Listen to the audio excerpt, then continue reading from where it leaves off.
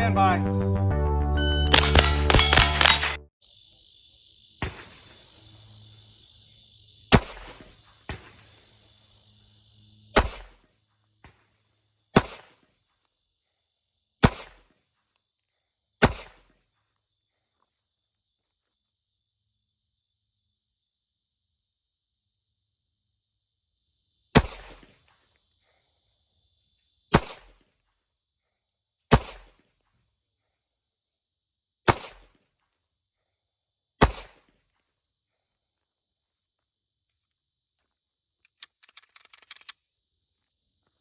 Hey everybody, it's Bendy Hammers with Bendy Hammers shooting page and steel target paint. So today, as you can see, I'm working on some single hand shooting, and that's kind of something that I want to get out there for discussion.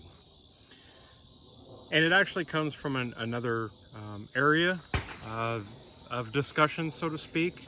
And I want to get into that as well. So this may wind up being a little bit of a length video because I kind of want to show the progression for a particular purpose. So first of all, why practice single hand shooting? Well, in the competitive world, in a lot of areas, we wind up in these matches and stages where they set us up where we are going to shoot single hand only, whether that be and let's be very careful of the wording here, whether it be my dominant hand or my support hand. And there's going to be some people that disagree with me, and that's okay. Disagreement is good and healthy and builds. My particular feeling is that words matter. Words always matter. Words matter to the brain. Words matter in how you interpret things. So under no circumstances am I, or any legitimate trainer for that matter, going to let you refer to this as a weak hand. Okay, nobody really does that anymore. Now there's a bunch of different words out there, you know, dominant, non-dominant, whatever it might be. Personally, I like dominant and I like support, because when I present a pistol, my dominant hand is working the trigger and my support hand is supporting. That doesn't mean that my support hand can't shoot, okay? So I don't want to call it a weak hand. If I'm shooting a rifle, then my support hand is up front, but that doesn't mean that I can't switch around and shoot the other way. So to me, in both interpretation, practice, and even training, words matter. Words matter a lot, okay? So why practice single hand shooting? We already talked about competition, but we're going to talk about something else that's even more important, in my opinion. Much more important, okay? So before we get to that, let me show you how I like to practice a lot of my pistol shooting. So I think most of us have heard of the dot torture drill. This is a rendition of that. So this was my dominant hand shooting only. And what we want is we want them all inside the black. We don't want touching black. So that one's not what we want. And then this is my support hand. For whatever reason, I usually shoot my support hand very, very well. At least with the striker fired self-defense type guns. Now try doing it with an open gun and forget about it. But this is how I'll usually start and end my pistol sessions. And again, this was a Larry Drake thing where you're going to start with accuracy and end with accuracy. So as you can see, I have steel set up as well. So steel is very important to me because what steel does for you in practice is there's nothing cooler than shooting steel and hearing that ding. Well, that ding is telling you that you did something well, okay? Whether it's 10 yards or 100 yards. When you get that ding, you know you've done something well. Okay, so that's kind of how I set up my most basic practice, especially for striker fired self-defense type guns. This is where I go, and I'll put 100 rounds on this, and then I'll start doing other types of drills. So we've talked about half of the why, practicing single hand shooting, and we've started to talk about the how. So let's take a step back and let's talk about more of how I'm going to get to what I want to talk about. All right.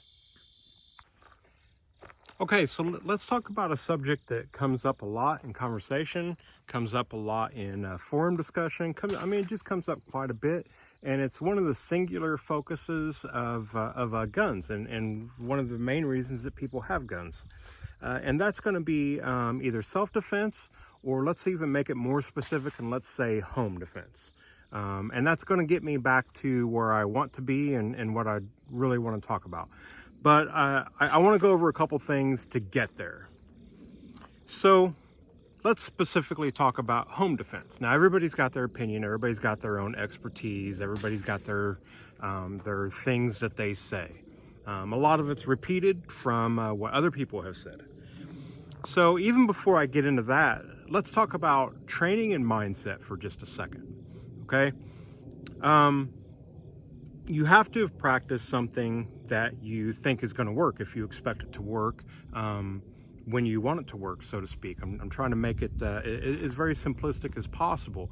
That you can't just, like I've said before, watch a YouTube video on how to draw a handgun and present it and fire it, and then expect that you know how to do that without coming out to the workshop on your own and actually doing that, and feeling it and feeling how it pertains to you.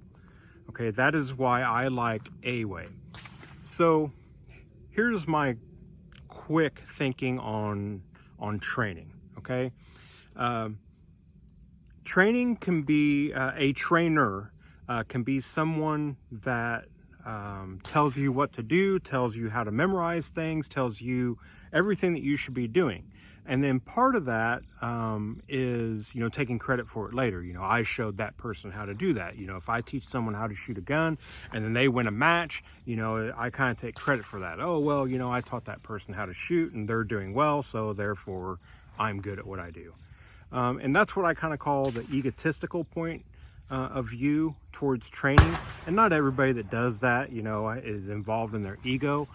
It's just not what I prefer as far as training. And that's whether I'm passing on information or if I'm taking in information. So what I think good training is, and a good trainer is someone that can teach you to think. If I'm going to train someone in whatever it might be, I'm going to train them how to think about what they're doing. And then enter the goals as to what we're trying to achieve. And if I've achieved showing them how to think, then once I present the goals, they're going to be able to assess how to get to those goals somewhat on their own. Now, when we start to apply that to firearms, what happens is you can go get really good training from really good places that do training, and what they're going to do, you're going to spend your money to save the time of having to come out and kind of figure out things on your own, so to speak. So coming out and doing, thousands and thousands of repetitions on how to draw out a gun and present it, whether it be competition or self-defense, you can go to a particular trainer who can save you some time and start to show you a basis to work on from the beginning. But again, I like to come from a point of view of thinking about things. So the way that we do that, in my opinion, is the first thing we have to do is we have to start asking questions. What's the context? What are we trying to accomplish? And then we can start to enter goals later. And then once you've entered goals and you try to achieve them, the goals then make your training measurable. Did it meet the goal the way that I tried to approach it? If it didn't, then we can go back to the workshop and we can start over again. So that's kind of my feeling on training, is that That's why I prefer a way, and that's why when I talk in these videos or when I work with other people, I try to get them into a thinking aspect. I'm not perfect. I don't know everything by any means, and I'm not an expert in anything that I would consider myself an expert. But I like to get people to think, and then they can even become better than I am at something. So let's go to that number one topic, that specific topic of home defense. So the traditional question is, what's best for home defense? Well, what's usually that number one answer? Okay, everybody knows this. This guy, okay? This is your 12 gauge pump shotgun, okay? This is what a lot of people like to say is the best home defense gun. Is it? I don't know.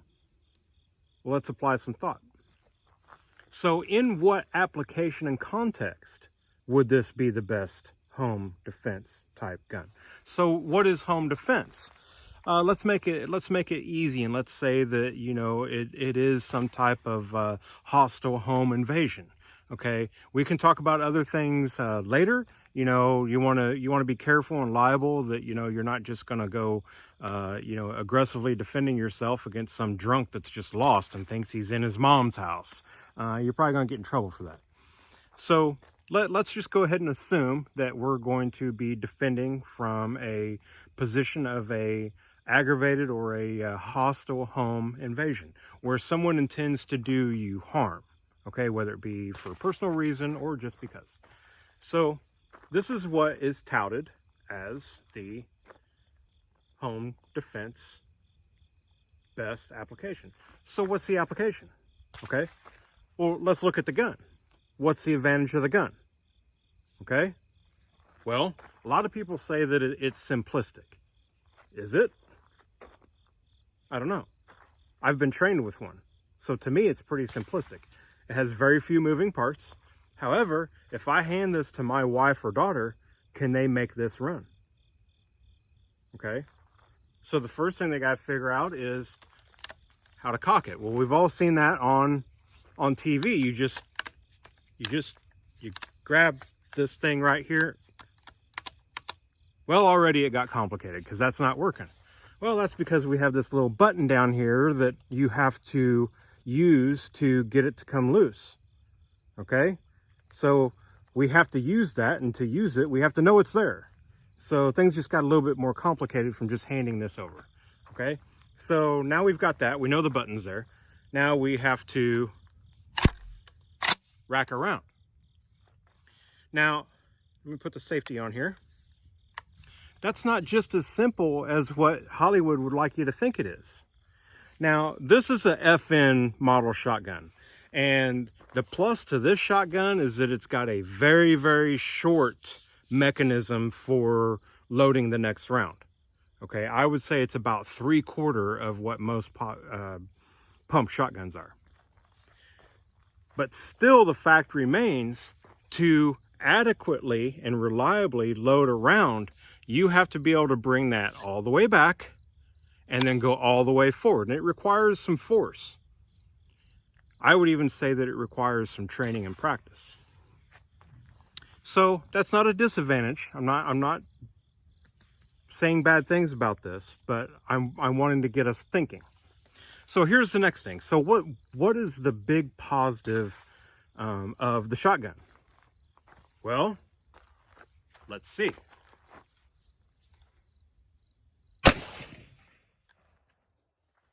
So it's very powerful, okay?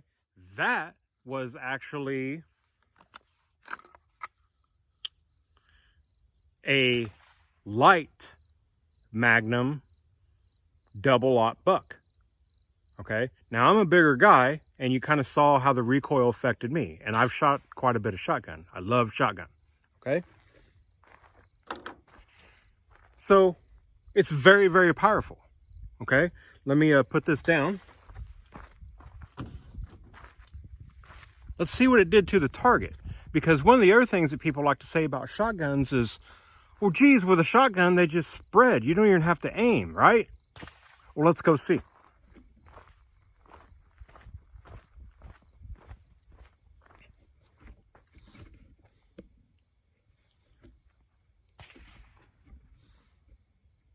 This is our hole. Okay? That's our hole. It's not some big spread pattern. Okay? Now, birdshot will do that, but are we going to be using birdshot for self-defense? Gosh, I sure hope not, because it's not going to be anywhere near as effective. Okay? You need some better velocity and some better projectiles if you're actually going to hope to use something as a self-defense tool. Okay, so we got a good sized hole there, but that doesn't mean that we're not going to aim. Okay, now look at this hole. Now I want to point out something about this hole. Now, those of you that know about shotguns, you already know this, and you're probably already yelling at me. This hole, remember we're shooting at cardboard right now, is made from the hole passing through as well. So down here you might be able to see that there's a couple pellets. So there's 9 pellets. So actually what we have is 9 pellets that are going to be going through there, not making a hole like this. But because they're pellets, people like to think that they just spread out and we're doing like this big, round, Hollywood type shooting array, and that's not what's happening.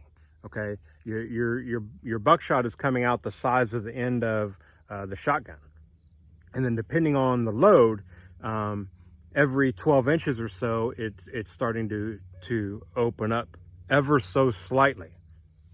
I'm not going to get into the semantics of how much it expands and stuff like that. We were taught all of that in law enforcement training and stuff like that, and had to take tests on it. But all it's going to do on the internet is generate disagreement and distract from the conversation, because different loads are going to do different things. Okay, so one last thing about the shotgun. Okay, so we're empty. So look at its physical size. Okay, this is a long gun. Okay, so let's go back to what I was starting to do. Can I shoot this one-handed?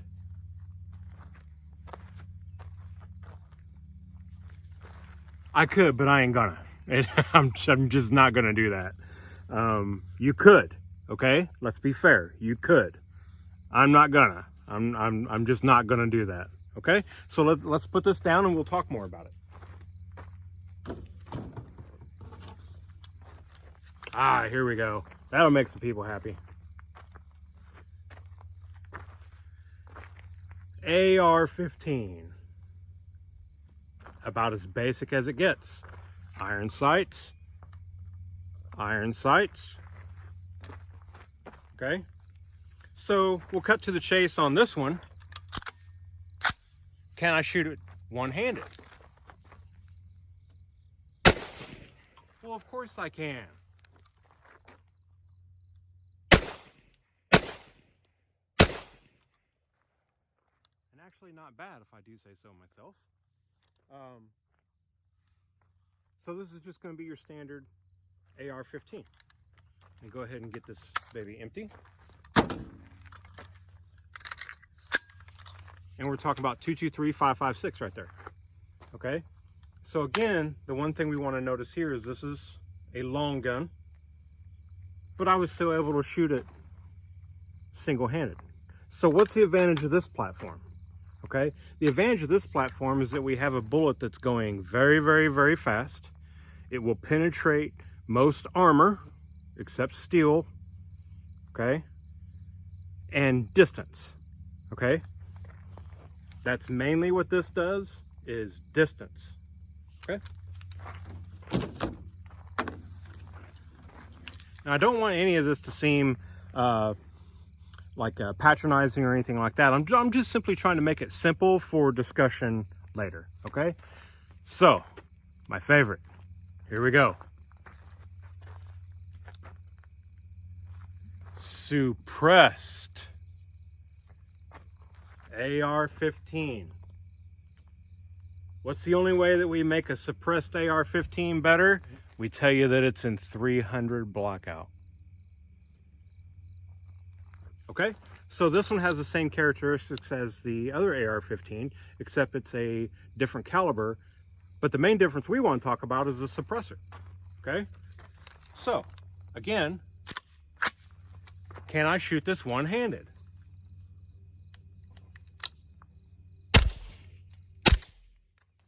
All day long. As soon as I get the safety off, right?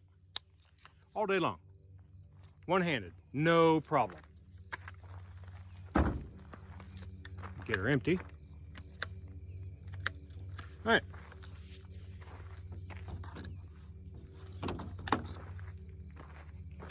So we talked about the 12 gauge shotgun, and we talked about two forms of AR-15, one of them suppressed. Okay, so what's left? The pistol.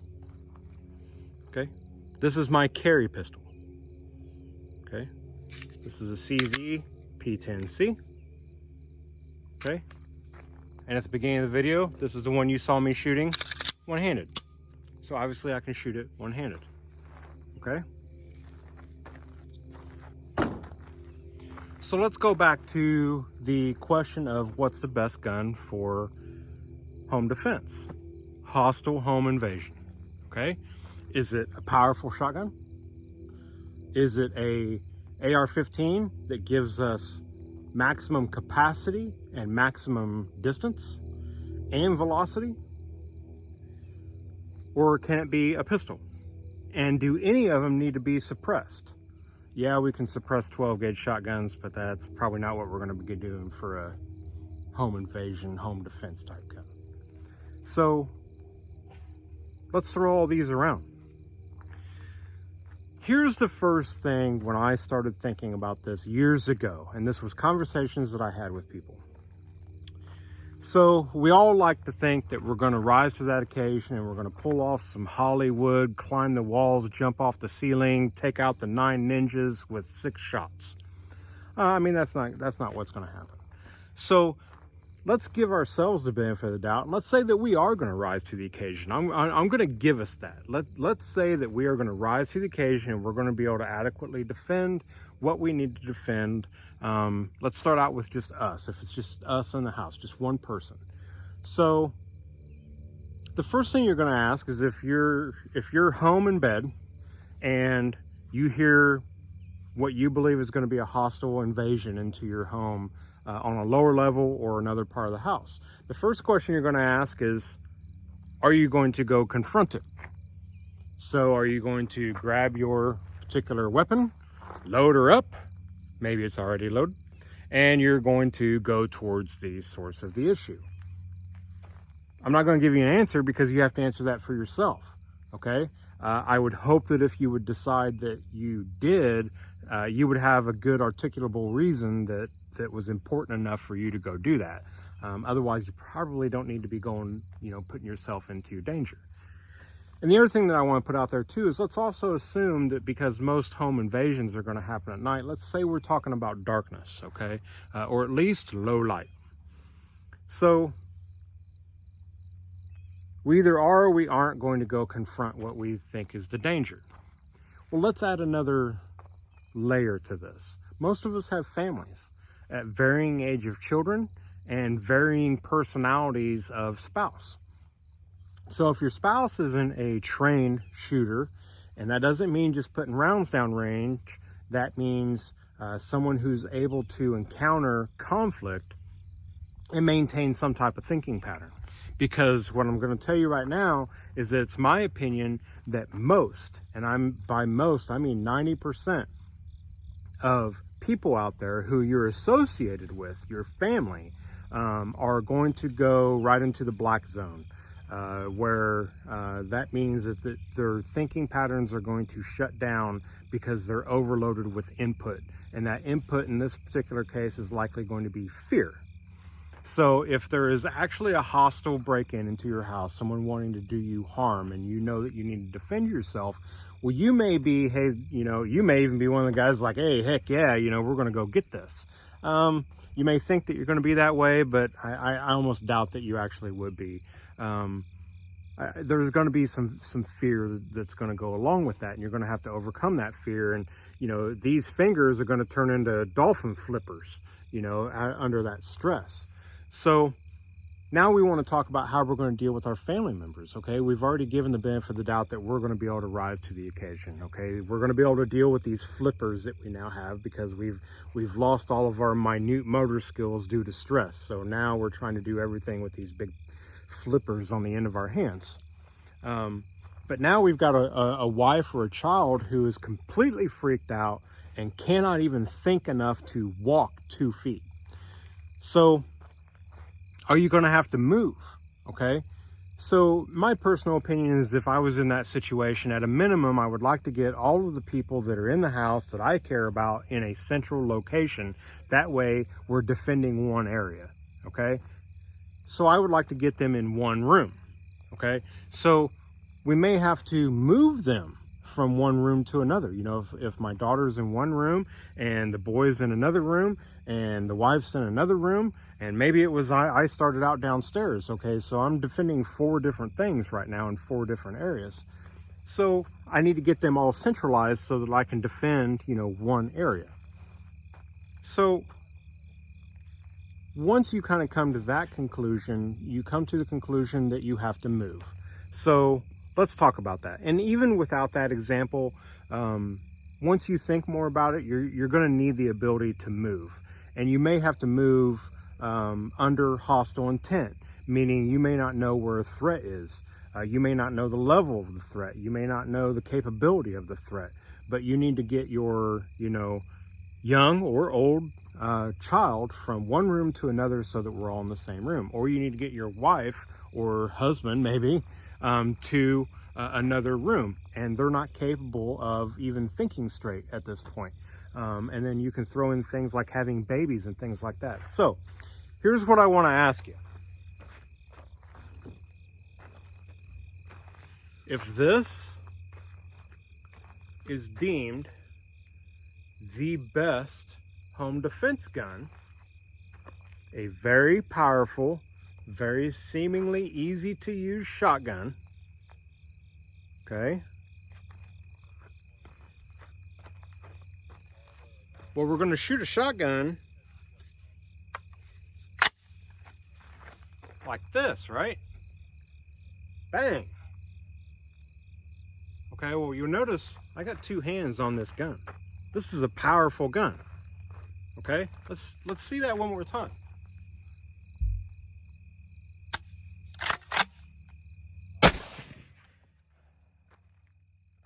That's a pretty powerful load. So now that I've shot that,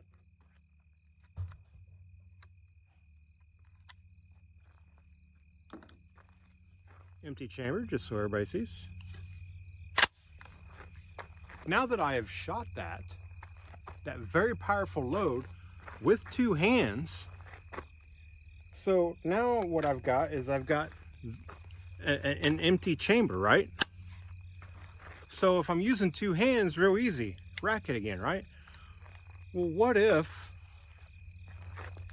I have a hold of my wife or someone else who can't think for themselves because of fear?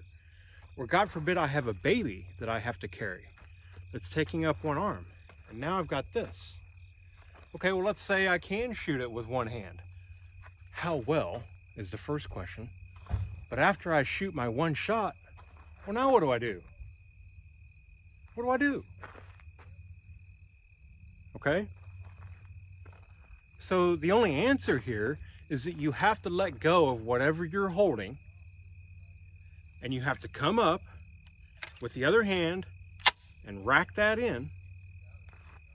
Now again, remember, we're talking about we're in the dark, and then we go reaching for the wife or child that was right here just a second ago, and now in the dark they're not there anymore. Also remember, we just fired a 12 gauge shotgun. Inside in the dark. So what has that done to us? Okay, for at least a little while, because of the flash, you're not going to be able to see anything. Okay, your pupils have become small because of the flash, and they're not taking in a lot of light. So you're going to have no sight in the dark anymore. And we're also going to assume that we didn't take the time to put hearing protection on, so we're not going to be hearing very well for a little while at the very minimum. So now I've fired my one round, and I have to let go of whatever I was guiding if I have to fire, and I have to come up and rack this thing, and then now they're gone. It's dark. I don't feel them. I can't find them. I can't see them. I can't hear where they're at. So what kind of position am I in? So I only make that point to make this point. Maybe that's not the application for the shotgun. Here's my opinion for the application of the shotgun, is that the shotgun is, once you get everybody in one room, this is what you use to defend the door. Hold it right there on the door. And something else that I have an opinion on is that if you're in that situation, once you get everybody into the same room, and you should have had 911 on the phone, we should have discussed that earlier, not only to get help coming, but the other thing is that you have to take into consideration that 911 calls, dispatch calls, all of them are recorded. So everything that's coming through your phone, everything you're saying and doing is being recorded by the dispatcher. Okay? So that's going to help you, provided you're doing what you should be doing. That's going to help you in liability in a court situation later. Okay? So back on track, this has an application. Is it moving around the house? I don't think so. That's my opinion. I don't think so.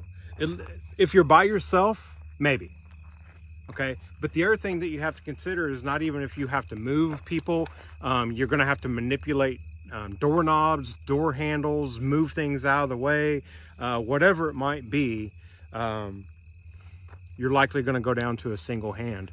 And there's a lot of training in these shotguns where you can get very, very good at that, but it takes training. Okay, and if you're willing to do the training, awesome.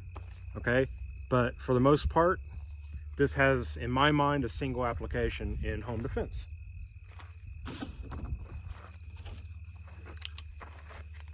So the AR-15. What about that? I can shoot it one-handed. It's going to auto-load, so I don't have to worry about coming back up. So this is something else with the shotgun, is that even though we could collapse this down and make it fairly short, once we start maneuvering around in hallways and stuff like that, for the untrained, for someone that isn't like on a SWAT team or something like that trains with these rifles a lot, moving through indoors, you could wind up starting to bang into stuff, bang into walls, bang into doors. You know, when you try to turn around a corner, you know, you bang it into something, or you project this out from the corner and it's able to be grabbed. Okay, and now you're in a different situation. Okay. So one of the conversations that I greatly enjoyed with some of I've actually had this conversation with a couple of them, our CERT team members, SWAT team guys, is I always had an issue with thinking that this was going to over penetrate. And it kind of will. We've got a high velocity round. However, the guys I've talked to have told me that this is less of a consideration of over penetration than even the plus P pistol rounds that we shoot, because the 5.56 rounds tend to almost disintegrate if they hit anything even as dense as like a 2x4. Now, if we're just going through glass and sheetrock, then it's probably going to go through, you know, until it hits something larger. Okay, so for me on this one, this is acceptable, and I don't want to say acceptable. This is viable. This is a viable option, so long as you train with it. Okay, there's a lot of moving parts here. The whole thing takes some training to be able to shoulder, to be able to move with. Okay, so this can work for us. Okay, is it for the entry-level shooter? the standard home defense person, maybe, you decide. The other thing that I'm going to mention about the AR-15 is the same thing as a shotgun. Imagine, if you will, if you've shot an AR-15, imagine, if you will, that sound going off in a hallway and the blast that comes from that. It's going to be significant. It's going to be significant. Now there's special forces guys out there that'll say, hey, you know, we've been in several in-house firefights with our 5.56 and it never affected our hearing. I don't know about that. I don't know what to say about that.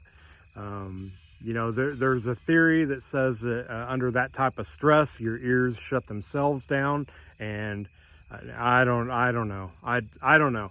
On paper, it doesn't seem to work for me.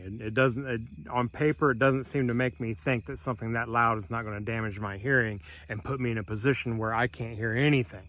Okay? So the problem with a big blast and a big noise is if you're shooting at a threat. You're shooting at a target. Well, after this large blast and after this, you know, bright flash, how do you even know that you hit it? How? How do you know? Okay?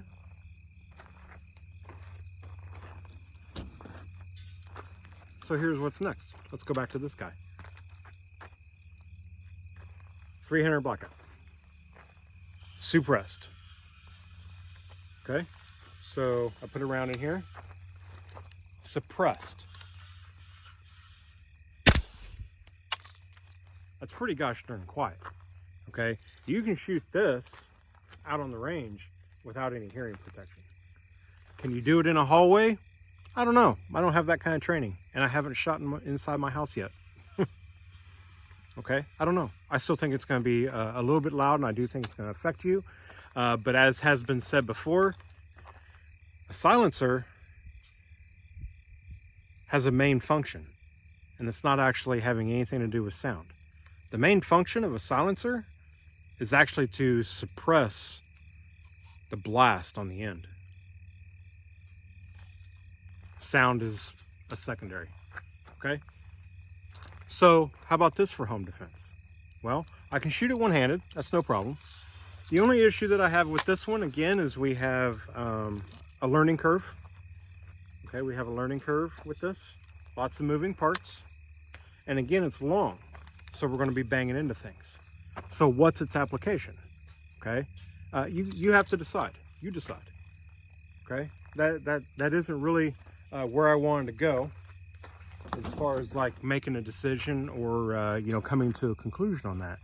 I'm going back to what I said a minute ago of proper training starts with a thinking pattern. So these are questions that I'm presenting. Don't assume that because I'm, you know, presenting a question that I'm saying, you know, well, this is wrong, because that's become fairly common in social English language. Is if we ask a question, a lot of people think that we're denouncing something. You know, if a trainer comes up and asks you, you know, why did you do that?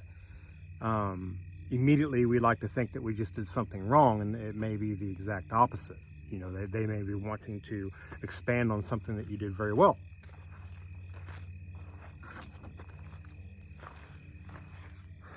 So our last consideration, the pistol. This is what I prefer. Okay, I'm going to put that out there. This is my opinion. Okay, if I hear bump in the night, this is what I want. Okay, mine has a flashlight on the end of it. That's not necessary. Okay, though it can be helpful. And it's got nice sights. Also not necessary, but they could help. Okay, this is what I choose at the initial, you know, bump in the night, let's call it. Okay, I can move with this. I can move with this. Okay, I can go around corners. I can go in and out of rooms. I can grab another person. I can move them while I'm still keeping this on target. Now, all of the other weapons that we talked about, I can shoot every single one of them, including the 12 gauge, single-handed. if I had to. Again, I'm not going to do that for you guys. If I had to, I could. I don't know how many times, but I could. So the AR-15s, they give us that maximum capacity. I mean, we're talking about 30 rounds. The one on my Blackout actually has a couple 30-round magazines, so that's 60 rounds, okay? And I can shoot it one-handed. I think this is more maneuverable, okay? For me, moving around a house and having to move other people, okay? So for me, a home invasion type situation is the first thing I want is to either get everyone out of the house. I mean, that would be perfect, right? But most likely, most houses you live on an upper level, and most likely where someone's coming in from is going to be on the lower level, so you would literally have to pass them. So that leads me to believe that most likely I'm going to have to barricade in place, okay? So one of the things I kind of want to finish saying on the calling 911 thing is that once you get everyone to where they need to be, now we have a different topic, okay? So we've had 911 on the phone. It's been recorded the whole time. Well, the other thing that I want to do, and I get a little bit of maybe argument or debate from people about this next part, is I would prefer to announce that something along the lines of, you're in the wrong house, I have a gun, I'm prepared to defend myself, do not come to the bedroom. So people hear that and they're like, well, wait a minute, I mean, you're giving yourself away, you're giving your position away. Well, I mean, what are we doing, spec ops? I mean, we're in our home, okay? Giving away our position, I mean, that's military talk, okay? Now there might be some relevance to that where it's like, well, maybe you want to duck and cover and hide. Well, you know, what's the reality of that they're never going to find you, especially if it is coming in for a hostile reason? The answer is, I hope they don't. I hope they don't. I can tell you from personal experience, there are many people arrested and brought into the jail who were drunk or whatever it might be, and they wandered into the wrong house. They honestly thought that they were coming to their house or their mom's house or whatever it might be, and they just couldn't get their key to work. And then they get frustrated, and they kick in the door, thinking that they're kicking in their own door. I'll fix it in the morning, but I got to get to bed. Well, they're at the wrong house. They're at your house. You wind up shooting that person. Some people are going to say, well, I was justified. You got a long road to hoe right there. I mean, you got an uphill battle on that one. And I wouldn't even want to debate that with anyone other than to say you're going to have an uphill battle on that one. So if we're actually talking about a hostile defense, either way, you know, if I'm letting them know, hey, I'm prepared to defend myself, that puts me in a position. That puts me in a position that if I have got myself, my wife, and kids all in one room, and I'm covering the door with my trusty shotgun now, and someone still comes through that door after I've given a warning and let them know, hey, I don't know who you are, you're in the wrong house, I consider you a threat. You know, maybe I didn't say all that, but that's the intention. Don't come through the bedroom. The police are on the way. And they still come through that door. It's a high likelihood that they're there to hurt you. Now, if they're just the drunk guy who just isn't understanding what's going on, at least you're in a position where he continued to come to you and you had no other thinking pattern than to think that you were in great danger, okay? Because you gave the warning and they still came. Now, I'm not giving legal advice, I'm just saying that's how I feel about it. That's the position that I would want to put myself and my family in, okay?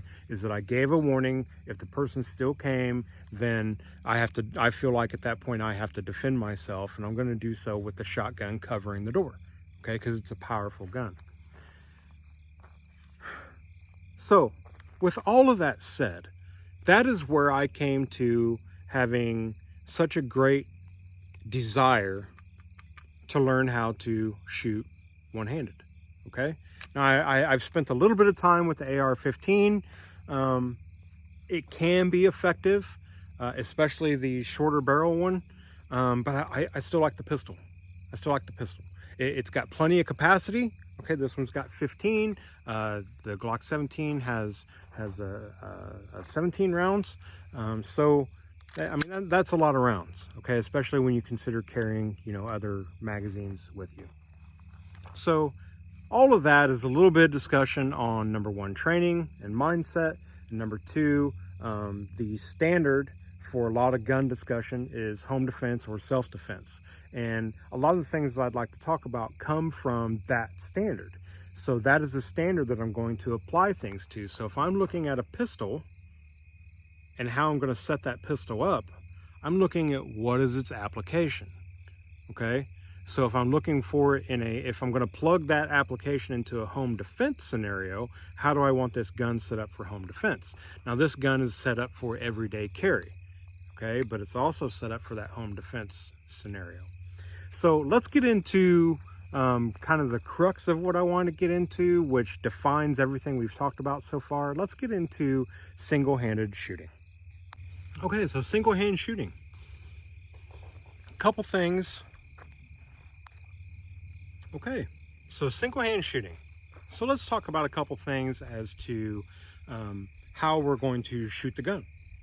I'm going to pass on things that have been taught to me. None of this is my own information, except some of the things that apply to me personally that I've had to bring to the workshop and work out for me on my own for my hand, my gun, and what my tendencies are. So the first thing that we're going to talk about is grip. So when we start talking about even drawing or how to shoot a gun, we first talk about our dominant hand. Okay, and then we apply the second hand later. So we're just going to leave that part out today. So here's what we're after. Okay, clear? So we want a good, firm grip on this pistol. Okay, so when we have both hands up here, we have both thumbs pointing forward, right? That's the traditional grip that's taught now, and it works very, very, very well. So now we have that thumb in that same position. All I did was remove the other hand. The question is, do we want to leave this thumb here? I do not. So here's what I've been shown. Let's see if I can get this out here. So instead of leaving it in this position, pointing forward, what I've been taught is to flare it up a little bit. Okay, maybe I'm overdoing it there for the camera. But to flare it up a little bit. Okay, see if I can get that where we can see it. Flare it up a little bit. So here's what that does, is due to the rifling of the bullet going through the barrel, this gun is going to want to turn as we shoot it. Okay, and it's going to want to turn in this direction. Okay, it's going to want to turn in that as we're looking at it from the back in a counterclockwise direction.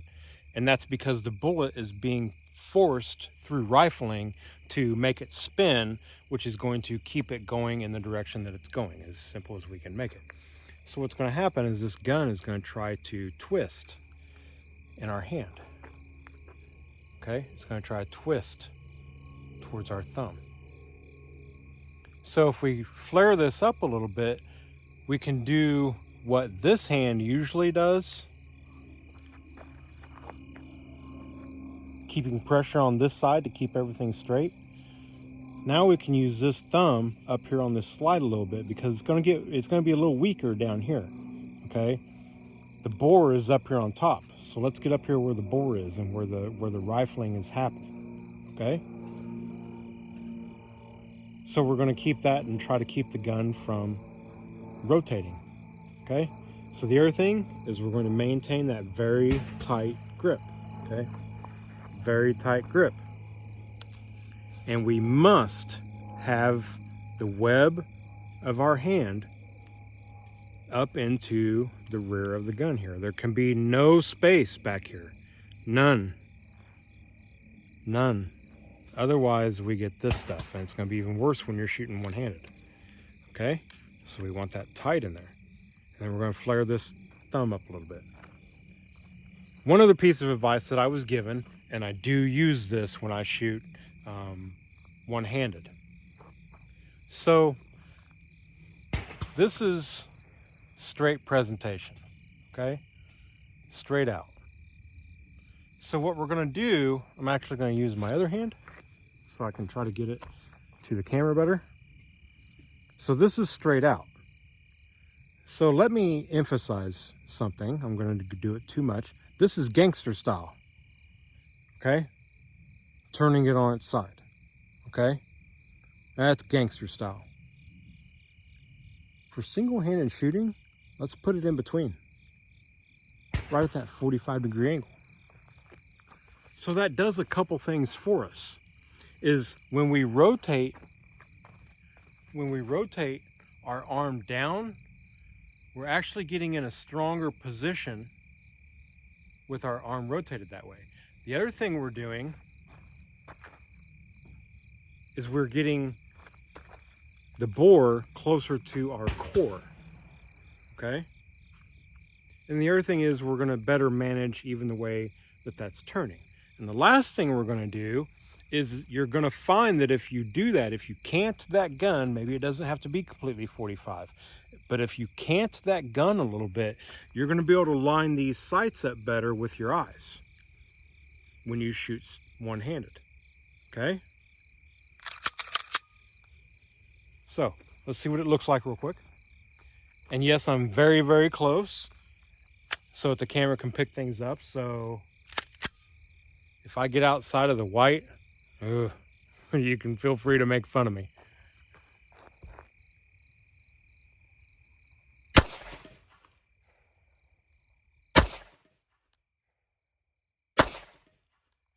Okay, so there we go. So now,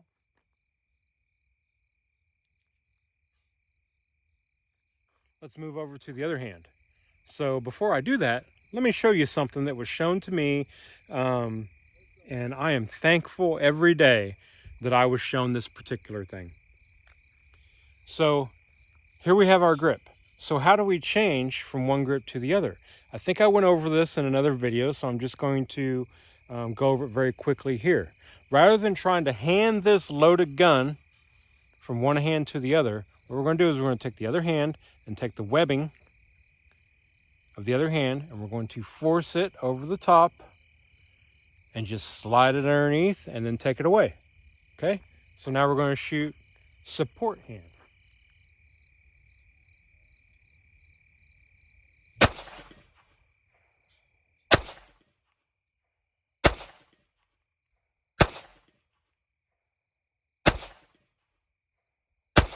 Oh, I yanked that one.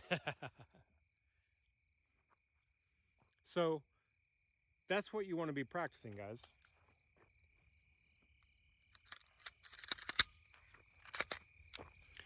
You got to get that single hand shooting under control, and you got to be able to do it well, okay? For many reasons, okay? In the home defense application that we've been talking about, it's going to be leading that spouse or leading that child from one room to another. It's going to be manipulating doors. It's going to be carrying something. If you're carrying something or have to carry something or have to move something in some type of self-defense application, it could be that you've been injured. Maybe your dominant arm is injured, or hand, or whatever it might be, and now you need to shoot with your support. So practice both sides, okay? And that's going to lead to one other thing. So some people are going to give me a hard time about this. So I have moved over to attempting at the ambidextrous carry type situation, okay? And I'm not sure how well this is going to come out, but it's been for one single benefit, okay? And that single benefit is being able to get to this gun with either hand, okay? My right hand here, and my left hand here, okay? And then doing what I need to do to get that into a shooting position.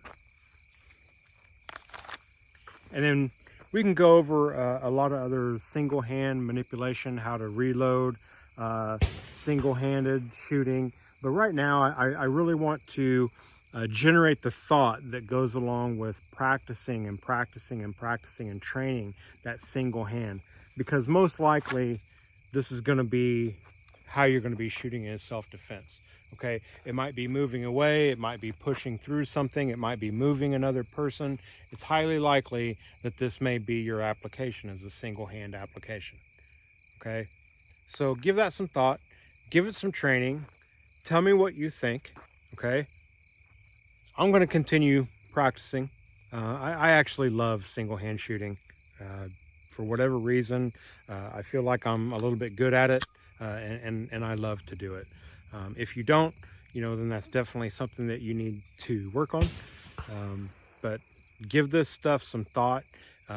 Move around your house, with an empty gun. If you've got a rifle, if you've got a shotgun, you've got a pistol, move around in that house with those things. After you've done a little bit, move around in the dark. Okay? Move around in the dark. See what you run into. Okay? You'll remember that. Okay, but the single-handed shooting is something that we all need to practice. We all need to get better at, because it's gonna be there. Like I said, training is something, in my opinion, a good trainer is someone that's going to invoke a thought process. We're all smart people, okay? No matter how much we want to debate and bicker about 9mm, 45, ambidextrous appendix carry. I always say appendix carry. I probably said that a minute ago, didn't I? And you're all like throwing things at me. Appendix carry versus hip carry versus small of the back carry versus under the armpit carry, whatever it might be. We like to bicker over these things. However, as I've said in my other video, and kind of the original intent for me doing videos was to try to change a little bit of the conversation. So what I would like is a thought process. I'd like to see some thought process out there where we're able to, as adults and humans, be able to bounce our ideas off of each other. Okay? So with that being said, single hand shooting, tell me what you think. If you have comments, that's what the comment sections are for. I get so much feedback, guys, from people in person.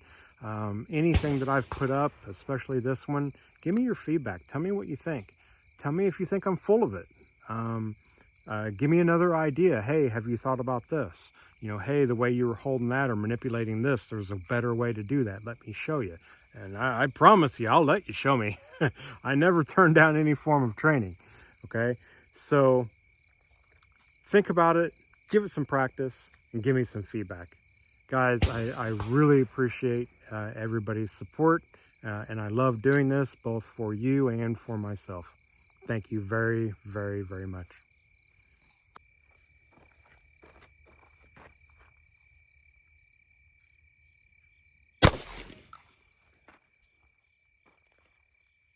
Okay, it wasn't quite as bad as what I thought.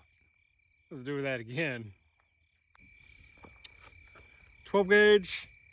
This is birdshot. Okay, working up to this. First time I've ever done this. One-handed.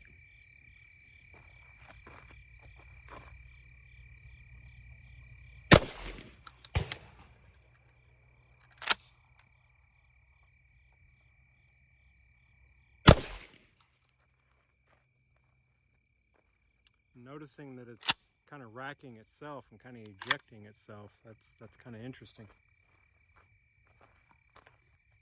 All right, well, might as well. Double-aught buck, light magnum, same ones I was shooting a little while ago.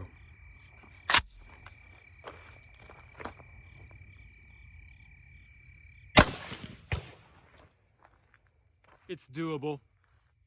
It's doable. 2 more, and then it's home time. Now I kind of like it.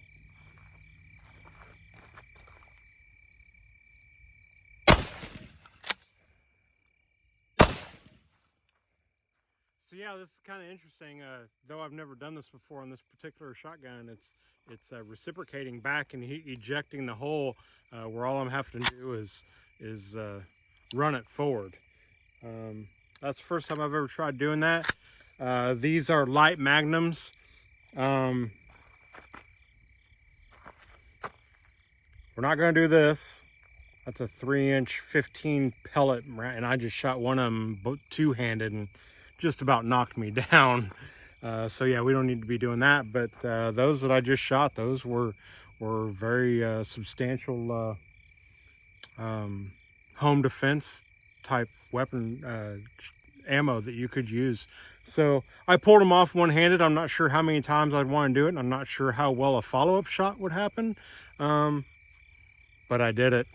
That's what we call going out to the workshop, I guess, just playing around with it and getting used to what we're dealing with. So if I was in that position, I guess I could. All right, guys, again, thank you very, very much.